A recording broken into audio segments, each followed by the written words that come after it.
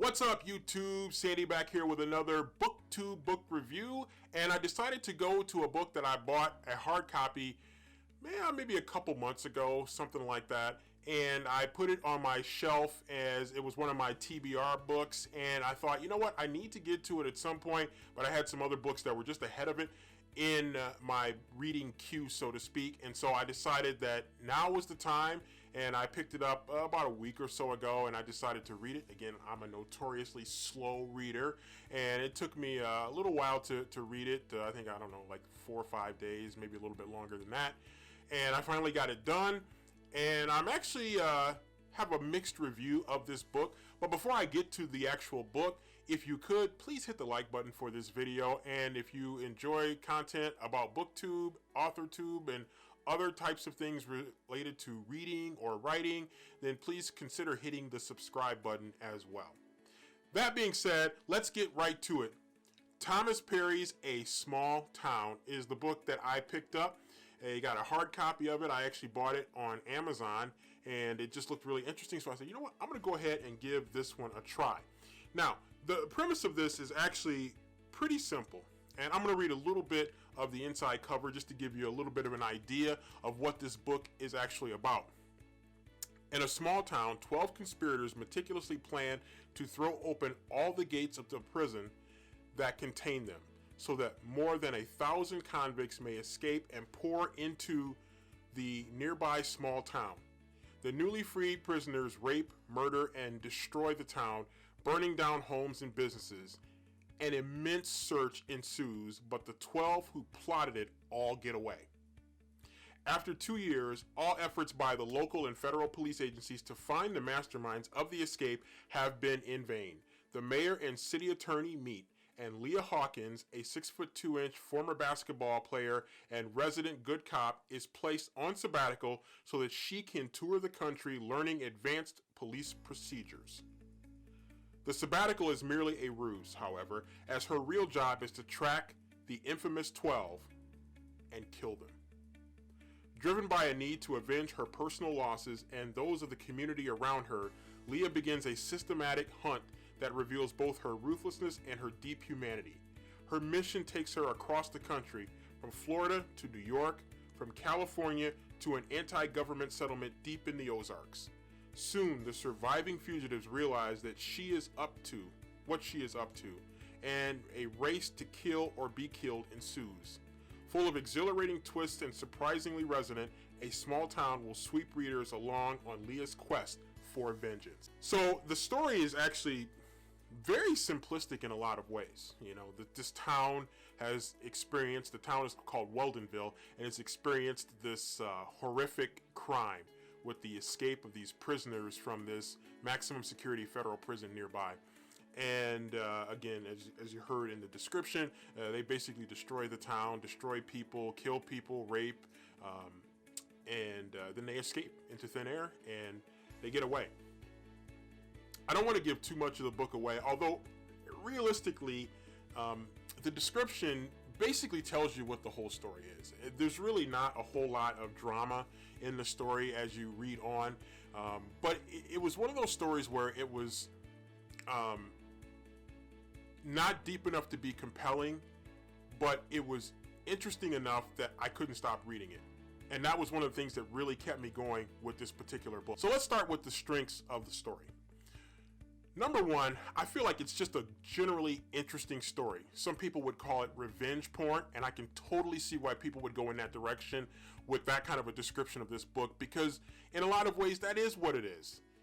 People have a thirst for vengeance, especially victims or who we see as victims of a particular crime. You see them being victimized and you want them to get the justice, the revenge that they deserve, that the victims deserve. And so in that sense, it already hooks you right off the bat.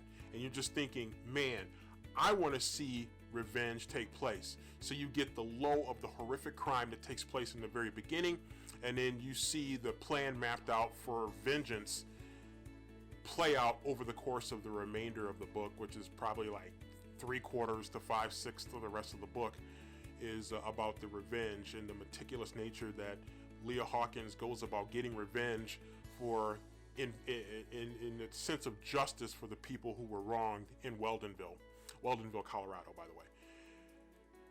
So it really is interesting that the story is kind of a revenge porn thing, and in that sense, it does hook you.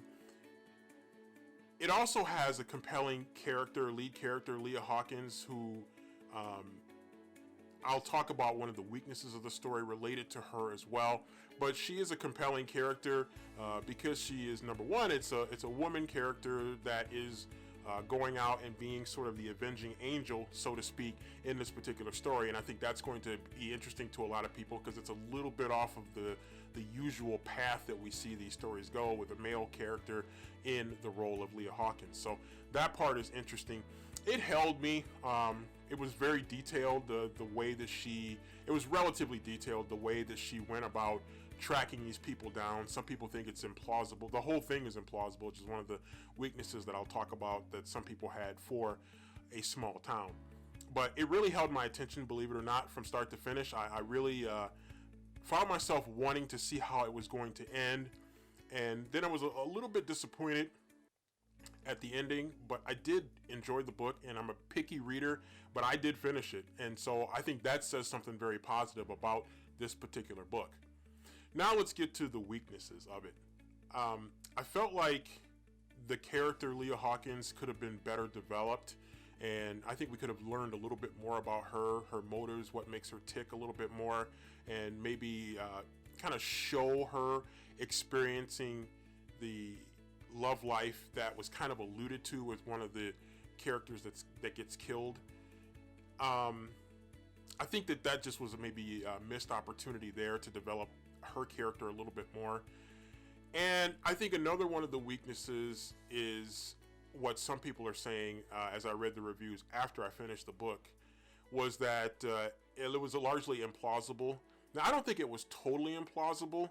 I think there was a pathway to more plausibility with the story, which leads me to my last big flaw that I saw in it, and that was that I was waiting for a bigger plot that explained how the prisoners escaped, and there was some giant mystical figure or organization that was behind it, that arranged it, and then there was going to be that added twist on the end that was going to maybe pick it up and make it even more exciting, and it just never really got there. But it was an interesting story to see the character Leah Hawkins as she goes about exacting revenge, and again, as it said, going across country to these different places, and sometimes nearly messing up, and then sometimes being very successful, almost incredibly successful in her efforts. But it was good. It just could have been a little bit deeper, a little bit better. It was a little over 330 pages. I think it was actually not quite 330 pages, maybe. Let's take a look here. It was 320 pages. And I think a lot of it, a significant chunk of it, was devoted to being very detailed about where she was going, where she was traveling, what roads she was traveling. And I think some of that space maybe could have been used a little bit more to kind of flesh out her character and to kind of show who she was and a little bit more about her and her backstory. I was kind of looking for more of that. And then, as I said, I was also looking for a little bit more about maybe a bigger plot that was taking place in this book. So anyway, that's A Small Town by Thomas Perry. Very interesting book. I enjoyed it. This probably to some people will contain spoilers, but I think the story really largely is what it is, and what it is solid. It's a solid read. I gave it 3 stars on Goodreads, which I think was pretty fair. Some people gave it less than that. Of course, some people gave it a lot more. Some people really, really liked it. It is entertaining, I will say, and I don't regret at all reading it. And I think most people will read it if you can accept a little suspension of disbelief. If you can take that, you'll be a little better suited to really read this book and enjoy it a little bit more. But it does, there is a suspension of disbelief that you have to accept as you're reading it. But it is very interesting. I like it. I will definitely consider future Thomas Perry books as I look for more books to read as I continue this BookTube journey.